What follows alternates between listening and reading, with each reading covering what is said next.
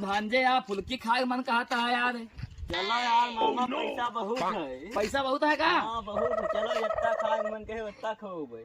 चलो ठीक है फुल्की वो दिखाता है बाबा। चलो आठ गवा बाबा कहा यार फुल्की लगे। आठ तो गए भैया फुल्की खवावा एकदम लिया खा। हाँ तब दबाओ हम खवाओ पैसा दिक्कत ना लिया। ठीक है। पैसा पे लिया है एक। समझा? हाँ। समझा अपने पास है।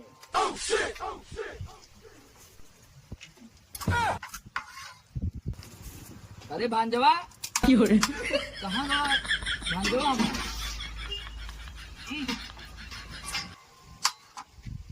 वही का पैसा लाओ निकालो 10 रुपया। भैया पैसे नहीं ना यार। पैसा नहीं कुछ पैसा भैया पैसा नहीं हमारा भांजवा रहा कहीं की पैसा दे भाई यार। अभी तो बकचोदी बहुत बकचोदी पे रहा है। इतना पैसा है।